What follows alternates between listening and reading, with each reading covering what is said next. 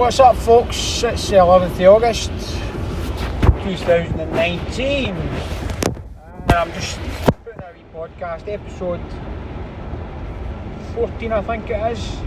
100% sure. There you go, I'm driving, so could be 14. Just wanted to give my assessment on the Celtic Motherwell game. Another fine win for the boys. Two wins out of two, 12 goals scored, 5 goals scored, 2 conceded, right enough, but never mind, we're still doing alright. So I'm going to go through the team, give my assessment on how I think things are shaping up.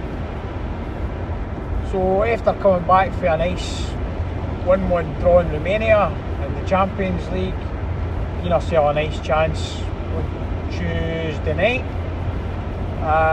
Went to Motherwell, where we haven't won for a good few years, so it was always going to be a tough ask.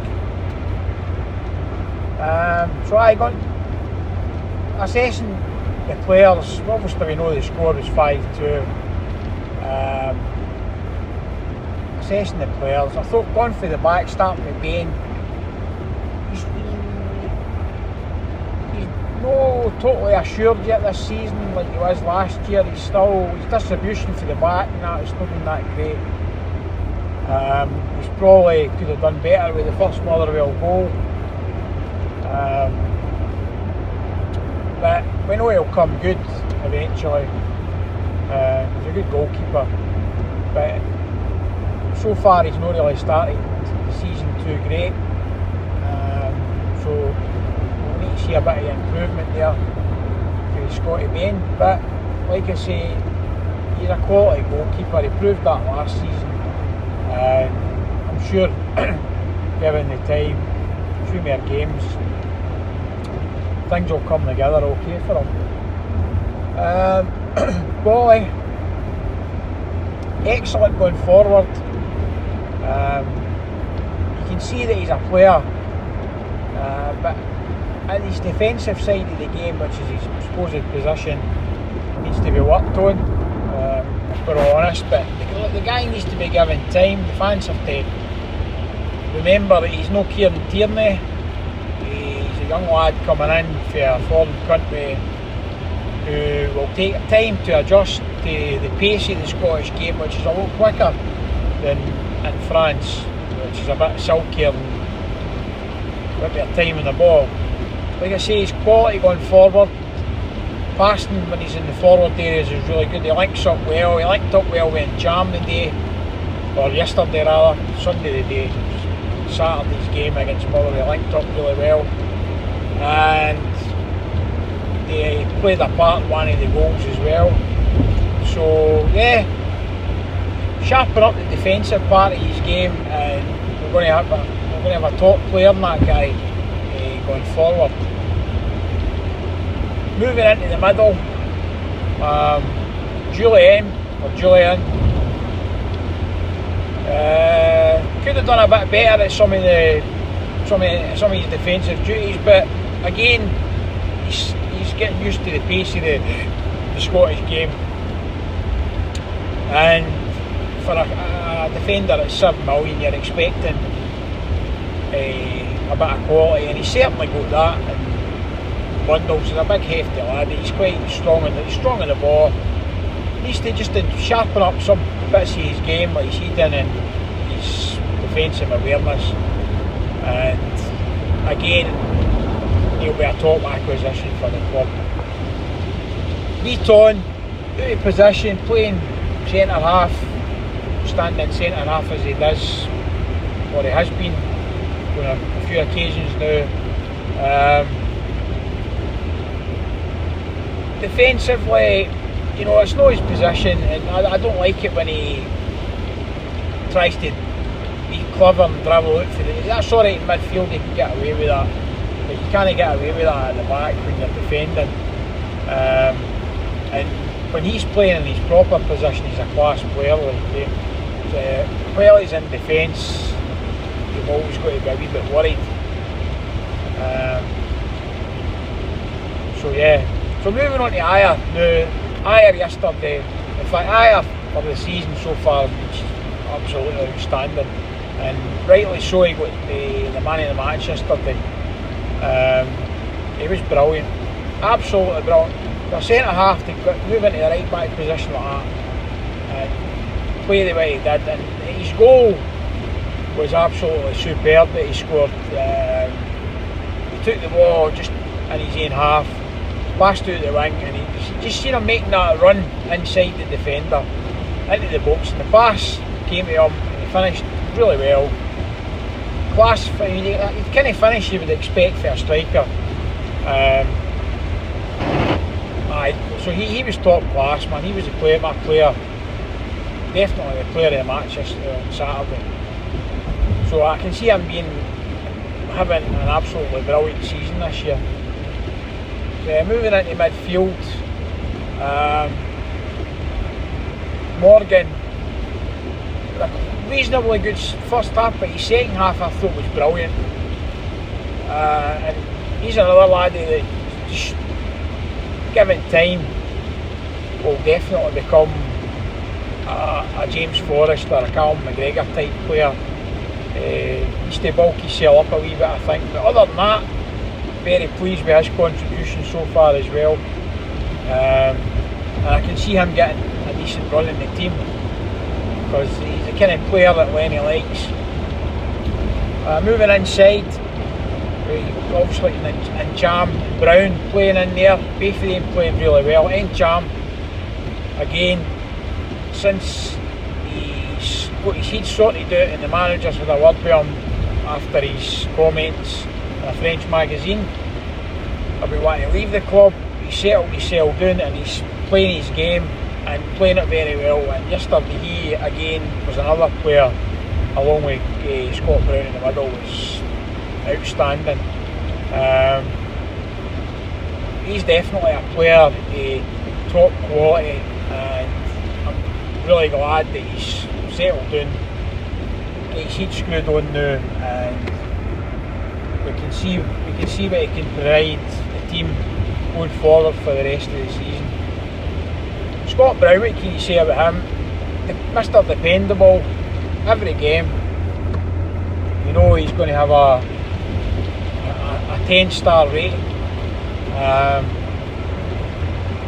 Lost the midfield a bit yesterday, especially in the second half when Celtic were starting to turn the screw.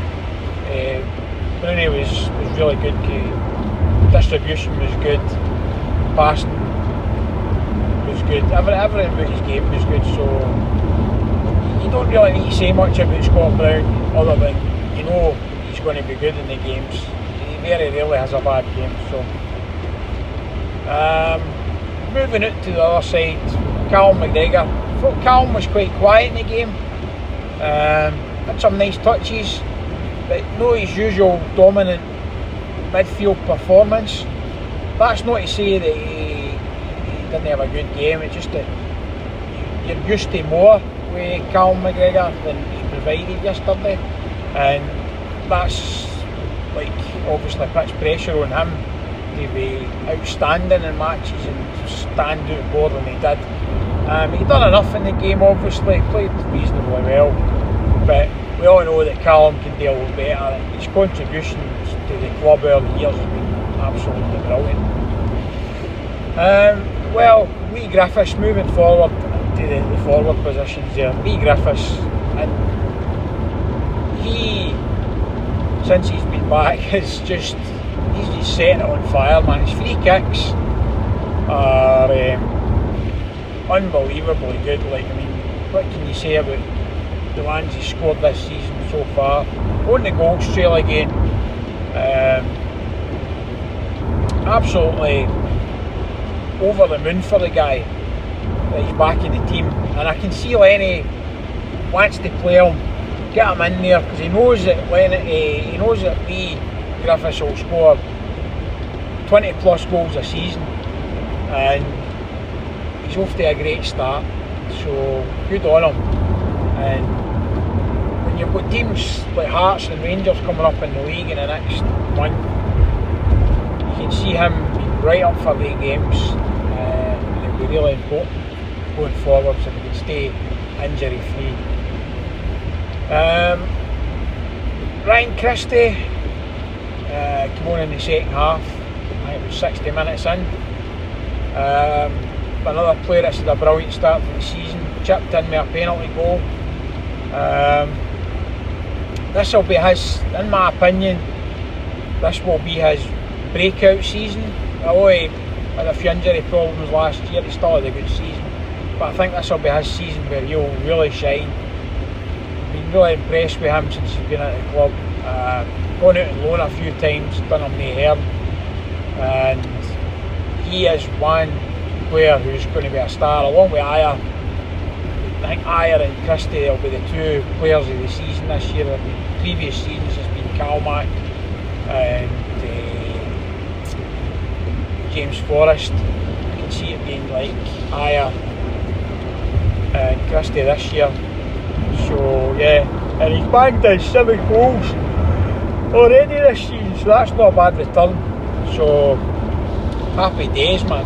Hodgson Edward again comes on. Whether he starts or whether he comes on as a sub, he always chips in with a goal. Scored again yesterday. What an absolute class finish. Ball comes into the box, like he lets it go by the player, traps it, controls it well, finishes it low in the bottom right hand corner, or the goalkeeper's bottom right hand corner. Quality finish, and I think he's scored 3 or 4 goals this season, so he's on the goal trail as well. I mean, from midfield to the forward positions, Celtic are absolutely looking indestructible, really. I think we'll take so many goals off teams this season. If we get our defence sorted out, get it all settled down, get these guys that he's screwed on, like I say, Ball and Golly, Julian.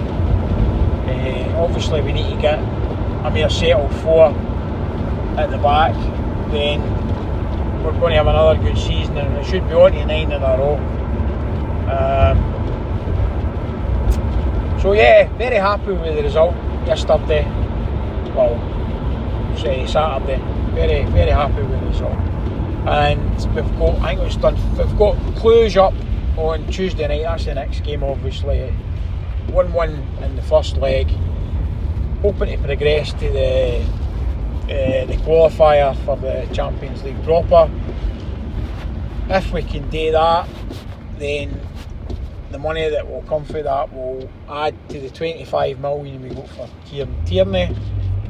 It puts us streets ahead of everybody else financially, and we've got a brilliant squad there. The weekend game against Dunfermline in the League Cup at Celtic Park. In fact, the next 3 games are ahead because we've got Hearts the following week. Don't know much about Dunfermline, to be honest, but I can see it being a decent game, and Lennon may rest a few players, or I don't know what the scenario will be there, what he'll be thinking there. But and then obviously the following week we've got Hearts at home. Hearts always a tough opponent. I've got a ticket for that game, so I'll be going along with that match. I don't get to as many games now as I used to because of work, because of my shift patterns and stuff like that. But I do still manage maybe 15 games a season, whereas I used to get to 25 before. Never mind. Happy days. You do what you can do. So yeah, guys. I hope you're enjoying the Glasgow Celtic Show podcast here on YouTube. I'll keep putting them out. But that's my prediction. If I was going to predict a result, a scoreline for Tuesday night, it's going to be a tough game. I think we will win 2-1 on the night, which will be 3-2 on aggregate. It might be a bit edgy, it might be a bit edgy your seat stuff, I don't know. It depends how Cluj come. They're a counter-attacking team for what I'm led to believe, so I can see them sitting in. They'll know that Celtic will be attacking. I mean, I'm saying that I don't know how Lennon will approach the game, because if we got the away goal, I don't know how if he's going to try and attack on the front foot or not, or if he's going to sit in. I don't see, that's not the Celtic way of playing, but he might adapt that just for the sake of the match. But personally, I don't see that. But anyway, 2-1's my prediction, 3-2 in aggregate. I see Celtic going through.